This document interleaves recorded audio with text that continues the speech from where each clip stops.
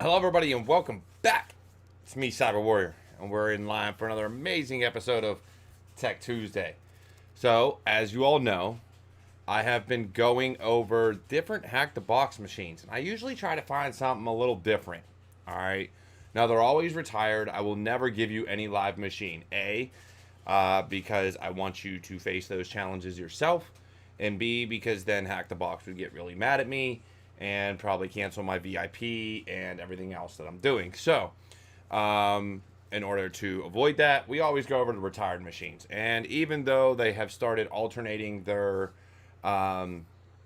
flags, I never reveal the flags either. So, today is going to be all about Optimum. And good evening, Genghis. The reason I'm going over this one, A, because there's a few little quirks to it, which make it fun, and B, because it's a Windows machine. All right. So anytime you're dealing with Windows, it can always get interesting because privilege escalation can have its own little quirks, among just a slew of other things. So, yeah, today we are going to knock that out. Now, first things first, we've got to get into our VPN environment so that we're able to work. So, as always, we're going to go here. VPN lab.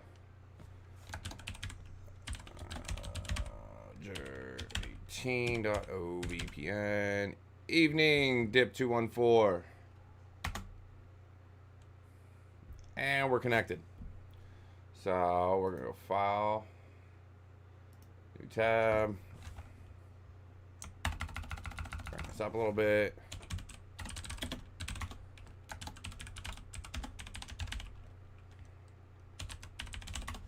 And for anybody who doesn't know what Please SU is, it's just my alias or one of two aliases for sudo. If you watched any of the earlier videos I did on ParrotSec when I started going live, you would have seen that there are actually two phenomenal aliases in there for sudo. So Please being one of them, and there's another fun one also. So I'll let you find that one out for yourself, either by watching an older video or playing with ParrotSec. So now that we're here, one of the first things we need to do is we need to take a look at the IP of this machine. So this, oops, come on, let me.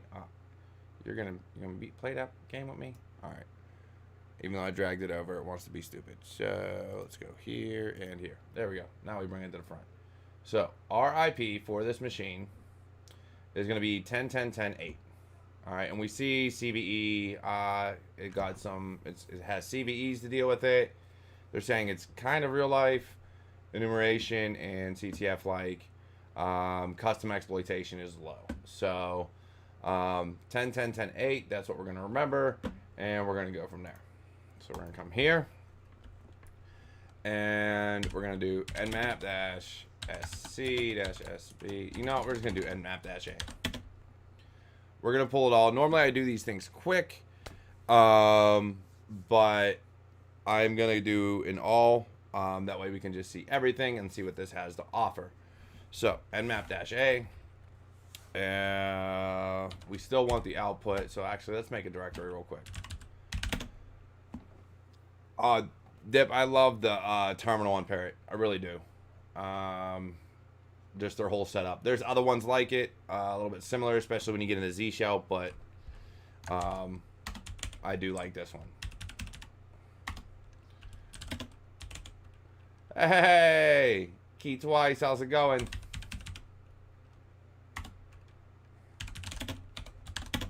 So we're gonna run nmap, and we're gonna find this machine. So, whoa, my number lock is not working. There we go.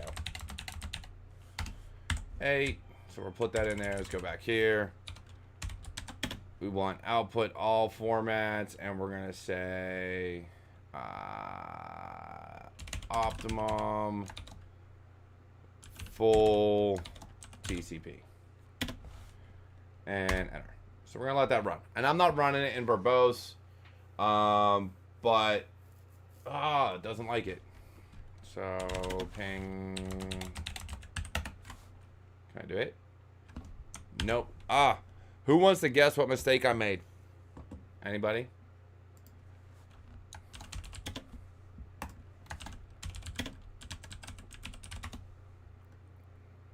No one knows. Anybody got a clue? What mistake I made? Nope, not VPN.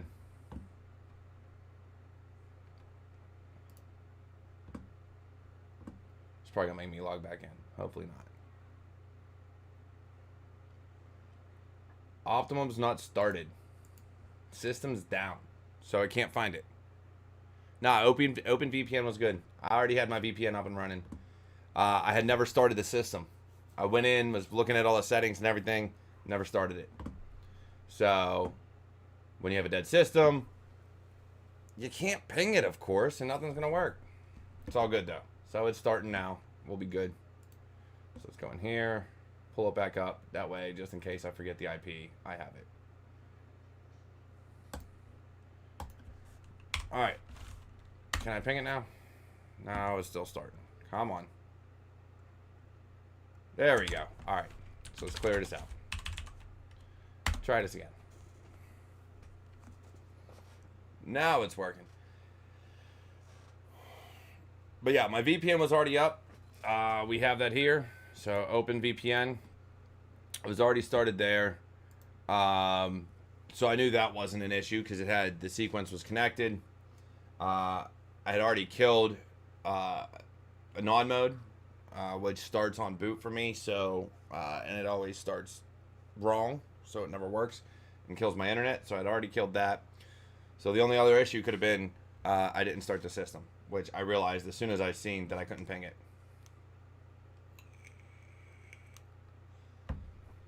So we're letting this run. Now, who knows what the -OA in Nmap stands for?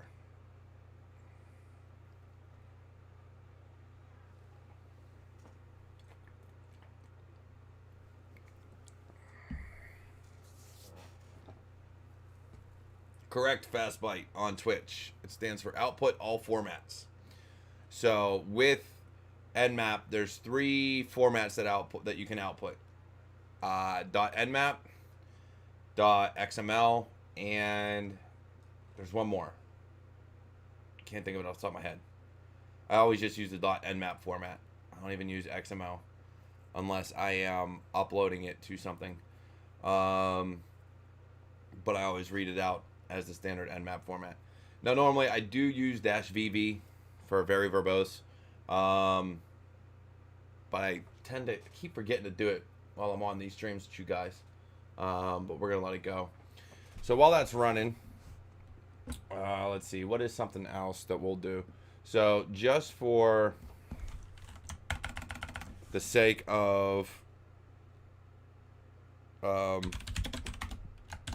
do you call it? I tell you that. All right, cool. So VI Etsy hosts. Whoops, wrong one. VI Etsy hosts. So we are going to add this here, just in case. We don't know if we're going to need it, but might as well put it here. And we're going to say optimum.htb. Escape. Right quit. There. Now if it comes down to us needing that, we'll have it. That's still running. So like I said, I normally run this in very verbose so we can see where it's at in its scripting. Well, we haven't done that. So if you make that mistake, and because I'm doing this live, I'm not going to cancel it. I'm going to let it finish. But I will show you some other things that you can always do as soon as you start something like this up, which will force us, we'll end up skipping a step by doing this, but we'll come back to Nmap output and still see what we're going to see here, so it's okay.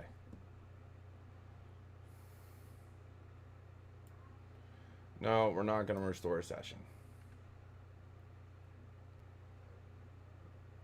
Start new.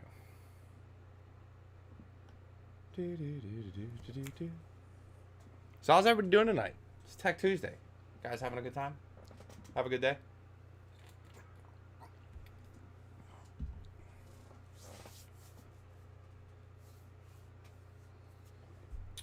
parrotsec's fun little site. All right, so that's what we want. Not what we want. We want 10, 10, 10, 8.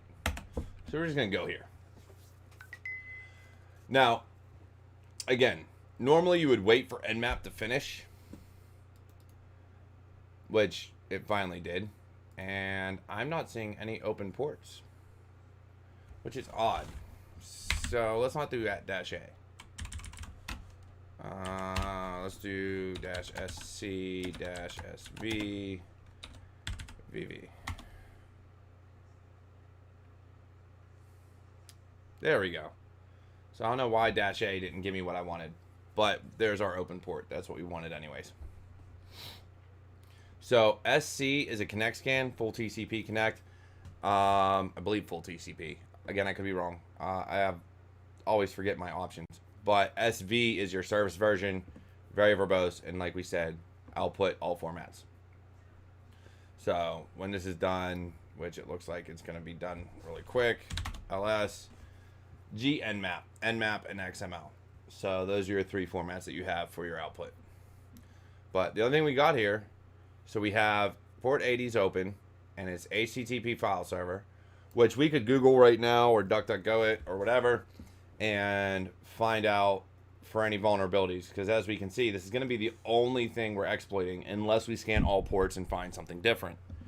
And we're not going to scan all ports tonight. That would just take too long. But we see here, so we have it, HTTP file server version 2.3.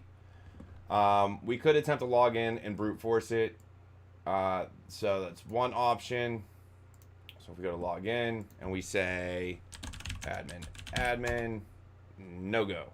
All right, user, no go. All right, so we're just gonna cancel it. And unauthorized, so let's go back. And let's click this. Let's see where this takes us. So it takes us to Rigetto HTTP file server. All right. So all we're gonna do is we're gonna go back, and we're gonna take this. Whoops. Control C, and you could run Hydra, but I don't like the brute force if I don't have to. And so I usually try to avoid brute forcing. And we already see here there's one. So exploit DB has exploits for it. So I don't think I showed you guys this yet. So one of the ways you can do this. Do I have searchsploit installed on here? Probably not. No, I don't. All right, I'm not on Kali, so I can't do it. I'd have to install it. So since I don't have searchsploit, we go through here. We see exploit DB, and we have an exploit. All right, so that's awesome. So we're already seeing that there's an exploit here. And Python 3, and we have an exploit, our host, our port command, and the command is going to execute. All right. But because I want to show you a few things. Now, mind you, what I'm going to show you today is going to be a lot more to do with how Metasploit and Meterpreter react. So keep that in mind. I'm not going to be using manual exploit. So if you're trying to gain information for OSCP, please, I implore you, do some more research on the Python scripts that are going to be that they use for exploitation, and not what I'm going to end up using, which is a Metasploit script. So Rapid7 has Metasploit out there, has its exploits for a remote command execution based on this file server. So we're going to go back. And let's do this, though. Let's take a look at this CVE and see what it says. To find macro marker function in parser lib in Rigetto file server 2.3 before 2.3c allows remote attackers to execute arbitrary programs via a null byte sequence in the search action. So there's this little search function here that if you enter a null byte before a certain search sequence, you are able to do remote code execution. All right, so that's cool, but what will trigger it? So one of the ways we can figure this out is we can actually go in here to this script and see what it runs. So where's our null byte?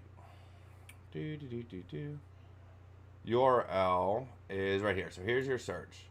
So your search is 2 brackets, then it's running an execute, and then URL parse quotes. It's argv3. So when you run this, it's looking for 1, 2. I believe it's target port, or the R host, and then target port, and then command. So in order to make this work, or show you an example, one of the things we can do is we can do TCP dump ton 0, is it? No.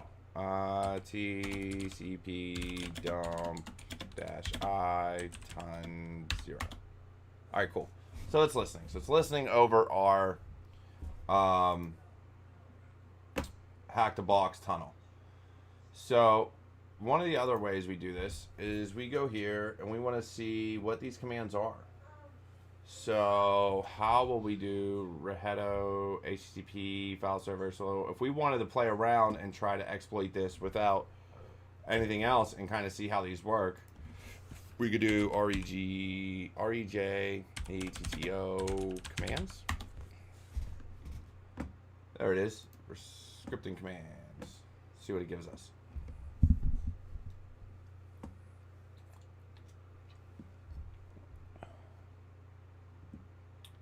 Load. All right. So here's your logic flow, XOR between. But I showed you an execute. So since we want to execute commands because that's the whole point to a race. EXEC. After the list, pipe A, quoted text A is quoted and executed, but only if there. So where's my next one? It's gotta be another one. Down. Where is exec? There it is. Ask system to run file A, eventually with parameters. If you need to use the pipe, then use macro quoting. So like this. Exec that. So what we're going to try to do is, we already said we need a null byte. So we're going to do null byte 00. Whoops. And we're going to say dot exec pipe. And let's just see if it'll execute a command. So we're going to do ping. And we're going to URL encode this. Just because we want to make sure. Whoops. %20. And we're going to say, what's my IP? IFconfig 1426. Okay. Ping 10, 10, 14, 26. Close them. And go. And we get pings right away. So, where are we at? Let's find these pings. You know what? Let's do it this way. You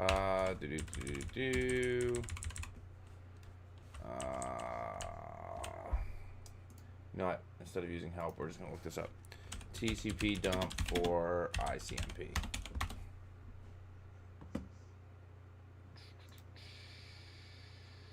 Wait, that's what I want.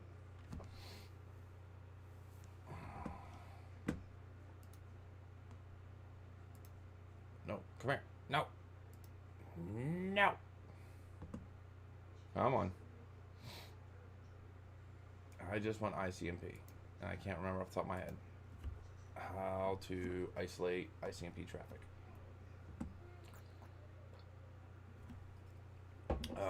Ports.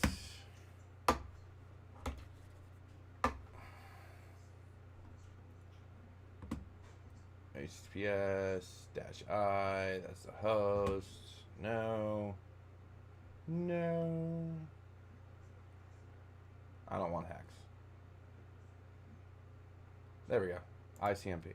So, Icmp. Enter. So now if I do this, go. See if we get anything back. did not. So I missed something. Go. All right.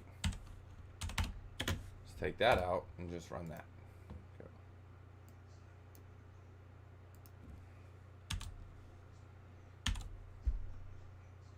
Go. All right. I'm not seeing something. I see. Oh, here we go. 14, 433, HTTP. Seeing a lot of HTTP traffic, but I'm not seeing my ICMPs. Alright, something's broken in that command. That's okay. We're going to give this a shot anyways. We're going to see if it will work. So, clear. Could do that. But since we are on a live stream and I don't want to take up my entire night for the next 2 hours, we're just going to do this.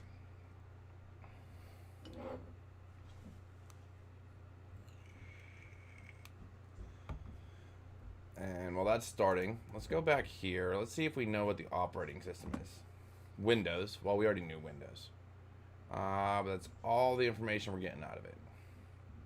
Okay, that's fine. But we do search and REJETO. There it is. Alright, so we're going to use exploit Windows HTTP REJ, enter. Show options. Alright, so first things first, we want to say set L host 14.26, set L port, and like I told you guys, I always switch my ports to actual ports. I don't ever use anything, and it's just to provide a better practice for myself. I don't use anything that would normally be scanned for malicious traffic or watched in a SIM. So 4444, 4445, 6969, 1337. Mainly because a lot of firewalls will block that, especially when you are doing an actual pen test. And because those ports are known to host default Metasploit ports and listeners. So I always switch it to something that is a common port, especially something like 443, port 80, port 8080, things of that nature tend to go over a lot better. So we're going to do this, and we're going to do exploit. Wait, helps if I do set SRV port. No, we'll leave 8080 for my serve port. I didn't even get all this. R hosts. Set R hosts. Almost exploited this without actually doing anything. I'm not running a proxy. 8080 SSL false. Okay. So now let's exploit.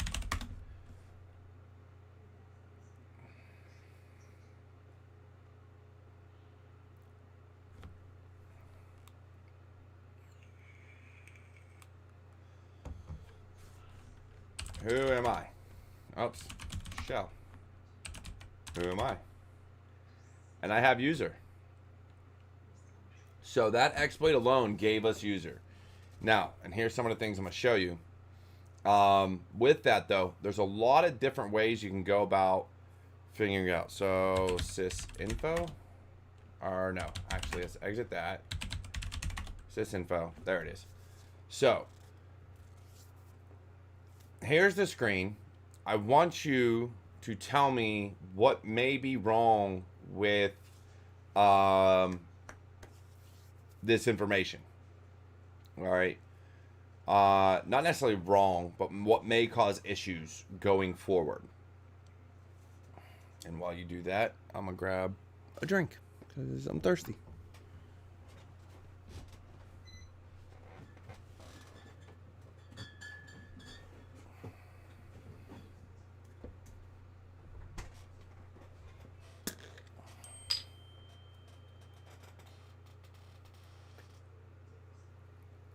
Nobody sees anything that may cause some issues?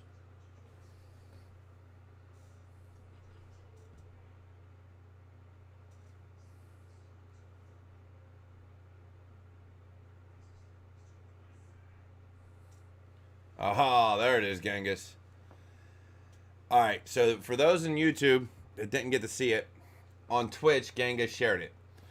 We are on an x64-bit architecture, but our interpreter session is x86. All right, so it's 64 versus 32.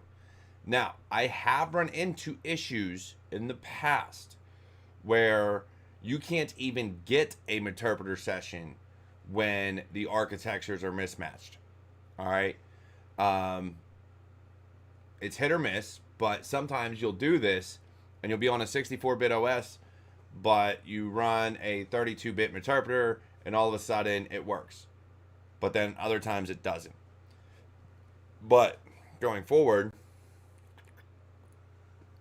there are quite a few ways we can figure out how we want to get this. And we can figure out exactly what we want to do to get our, how do I put it, Privesk. All right. So the question is, if having this issue, would a manual exploit work? Yes. Manual exploitation would work because in that instance, you are not using interpreters, so you're not trying to execute a binary or an exe file to do this. For Privesk, Exploit Suggester, or WinPs are awesome, and they will work. So doing this manually, if you were using, say, a reverse netcat session, you'd be able to do a lot of different things. But doing this through interpreter, which is how a lot of people go about doing CTFs and even pen tests, you know, there are nuances that you want to look out for, and this is one of them. Trying to execute 32-bit interpreter and Privesk on a 64-bit system. So one of the fun little things that you can do, and this isn't going to work, or at least it shouldn't. Kiwi. Okay, so we're loading Kiwi and we're in there. So you could try get system, and that fails in every sense of the word. That was one of the old, it used to work a lot. It does not work nearly as often as anymore. There's a lot of fixes and patches and things like that that have been put in place. But on a lot of old XP systems, if you're doing a CTF and you run into an old XP system, a lot of times if you get a shell through interpreter, get system will work. But we don't have that capability. So, all right, so let's move on to the next. What do we want to do? So what we're going to do is we're going to background this. And we're going to say use post multi recon local exploit suggester. Show options. And we only have one session. We already saw it open, so we're going to set session to 1. And we're going to run. Now, here's the thing. It is collecting local exploits for the x86 Windows. So this is solely based off of 32-bit Windows, and it's going to give us its suggestions. Not to say it's wrong, but I'm going to take you down the path of things aren't going to work the way you plan.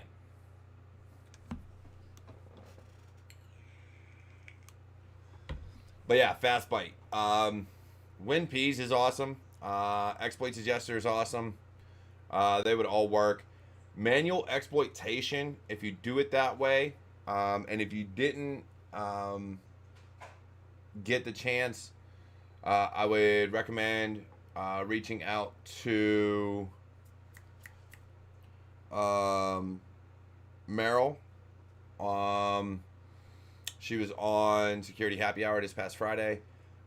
She does a lot of pen testing and things of that nature, so she'll even give you a rundown on a lot of the issues using interpreter versus manually exploiting things.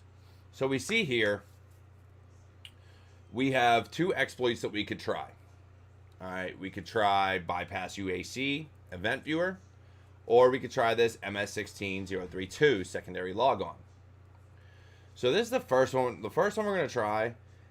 We don't want to try bypass UAC. We're not even going to attempt that right now. We're going to try this MS16. So let's copy this. I don't feel like typing it all in. So we're just going to say copy, paste, oops, home, use, options, set session 1, and set our host 426, our port 22, and exploit. And as you can see here, exploit target, Windows x86.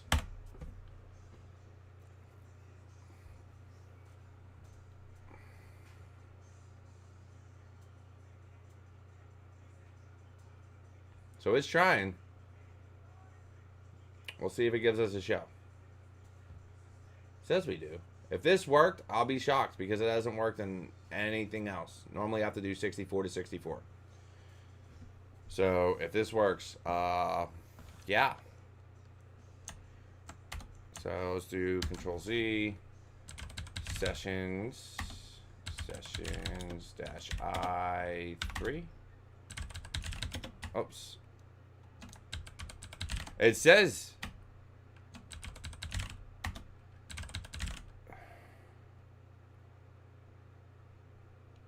oh. Yeah, I see that.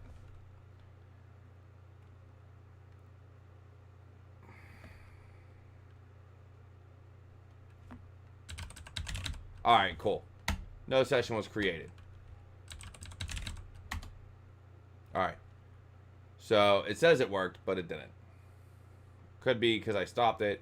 Could not be. But either way, we still have our show, an original show. So let's do it this way, though.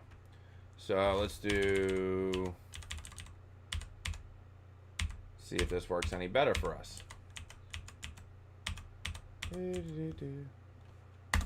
Here, show options. Show payloads. No. Set payload. Oh, there it is. Windows x64. Come on.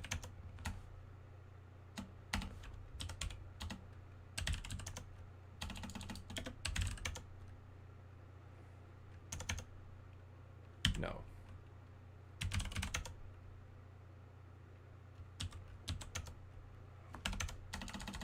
Oh, come on. I know you're there.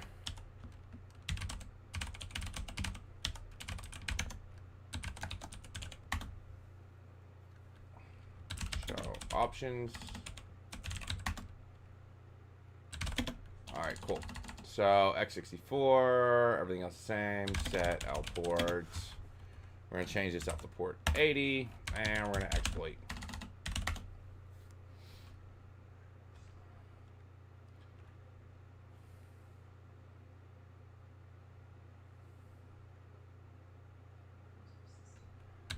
Sysinfo and x64 interpreter, x64 architecture. So now we match.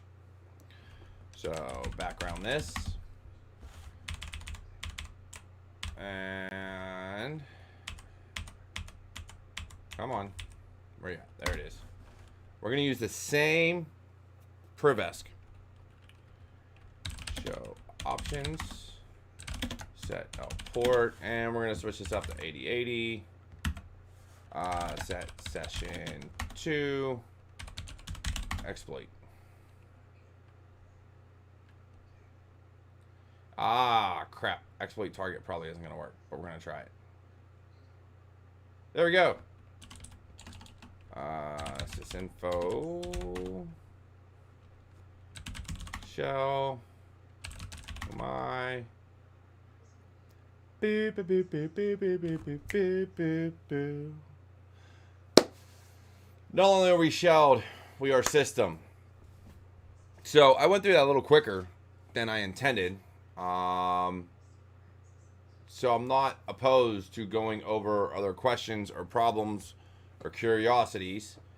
So do you guys and gals have any questions?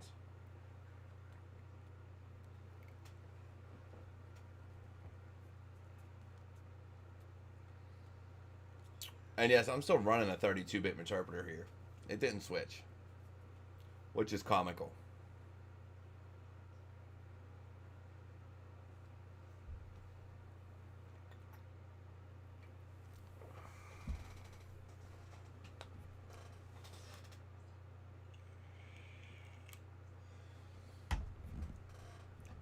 No questions? All right, so this is what I'm going to do. We're going to go back here. I'm going to go here. I'm going to have a little fun. So we're going to go this one.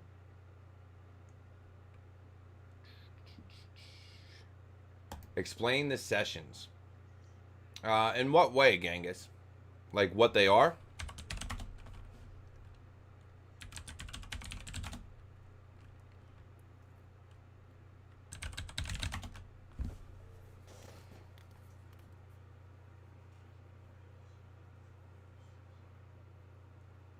So you can have multiple sources. Yeah, all right. So your sessions what are the equivalent of having multiple netcat shells. Only instead of having all these tabs open so that you can view them all, you can actually background them. So you stay logged on as these users, and then just switch to which session you want. The other way to think about it is if you are using multiple SSH sessions, or if you're logged in, let's take it this way. If you're on Windows and how you can log in and switch user and switch user and switch user, it's the same concept. All right. All those apps, everything stays running that you were as that user. And you will see that if I do session-i3, sessions-i3, and do sysinfo, it actually shows 2 logged on users because Optima or Costas is logged on twice.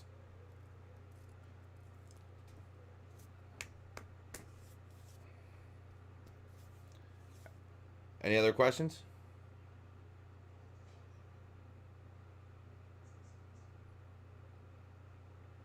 If not, there's something I want to try. We're going to see if we can do it. So, which one's this? Python, rhost, rport, command. Show, get URL.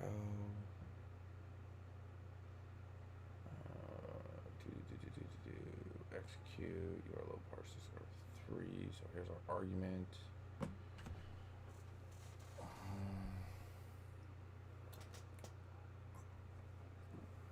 So, let's try something. Let's download this. Yes, run scripts.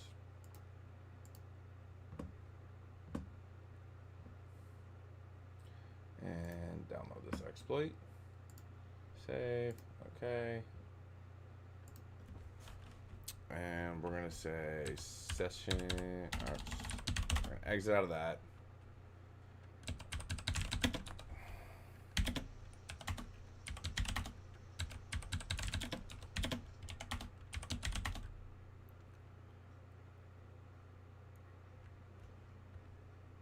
What's going on, David?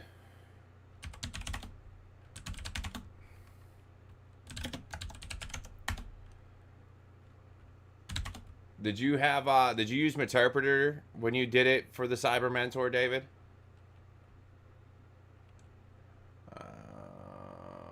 491, is that it? Yeah, 49125. So if we do, let's run this TCP dump. Yeah.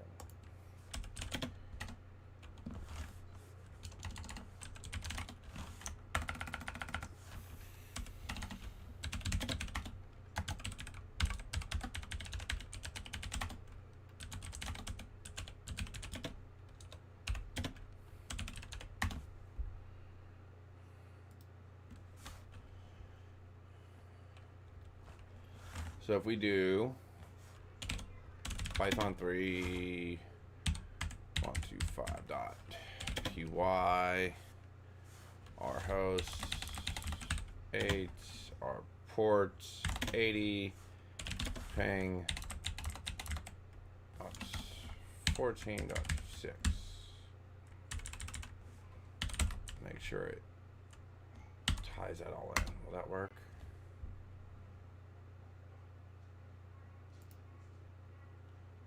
Do we have our ping? So we got the HTTP packets. Here's our search. Okay.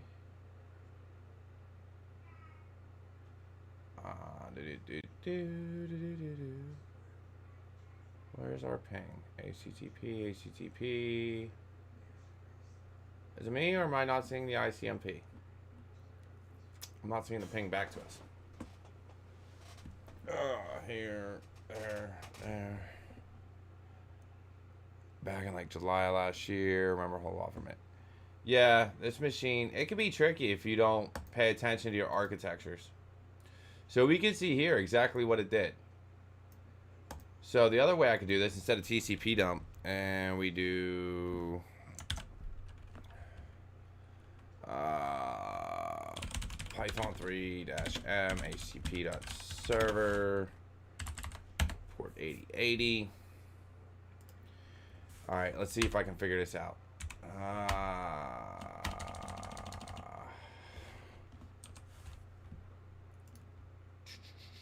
Example. So we're going to copy this command. Where are you?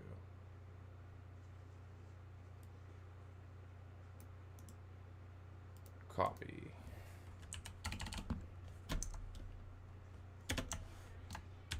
And we're not going to use that. Oops, 14. Yeah, 14.26. And we're just going to look for a random file. What do I have? ls. Whoops, no. ls. Is that where it's running out of? No, we're running out of home. All right. So we're going to have it grab dostack.py. dostack.py. Yeah, looks good to me. Oops, I'm on port 8080. Whoops.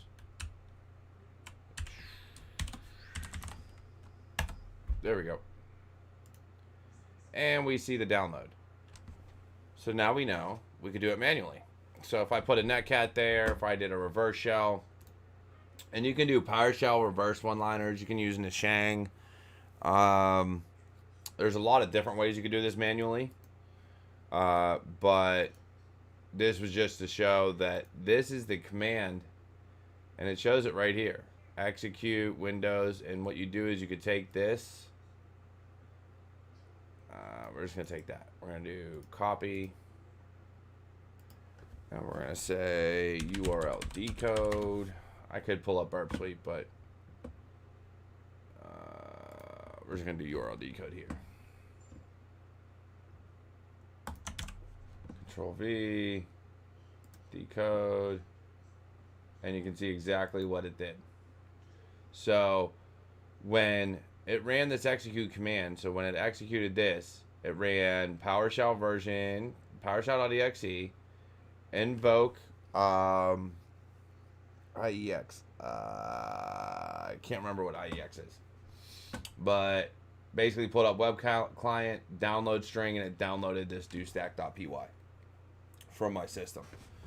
So it is very easy to exploit stuff like this, and all it takes and why this Rigetto file server was vulnerable is because of this null byte. This null byte basically eliminated the entire regex that it uses to sanitize input and output, which is crazy that a null byte does that. But yeah, the null byte eliminated the regex. It basically killed it and said, okay, now I can do your search and execute and run all my commands. And that's how they were exploited. Any other questions? Comments? Don't be shy, class.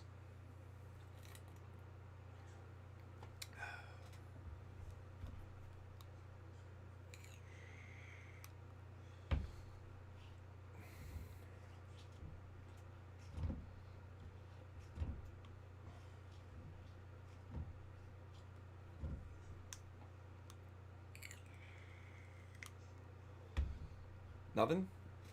All right. Well, with that being the case, this one's going to get cut short and be a little bit early to be done. But it has been amazing having you guys here as always. I hope you learned something. I do these boxes so you can kind of get an idea of enumeration of the issues you can run into. Like I said, you saw that if x86 and x30 or x86 and x64 don't match up, as far as interpreter sessions, you're going to have problems. Going forward, I'll mix it up a little bit. We may do some netcat reverse shells. We may do some interpreter, but the idea is to get you used to all of them. For any of those going for the OSCP, you're only allowed, unless they change the rules since I took it last year, you're only allowed to use Metasploit and Meterpreter once on the entire exam. After that, it has to be all manual exploitation. All right. So get used to doing things manually.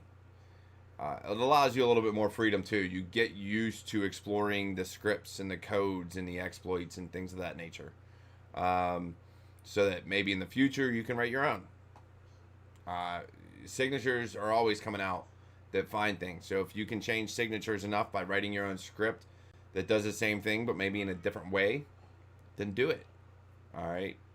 Other than that, you guys have a great evening, and I will catch you all Friday for Security Happy Hour, and I hope to see you all then. So otherwise, take care, enjoy, and I'll see you next time.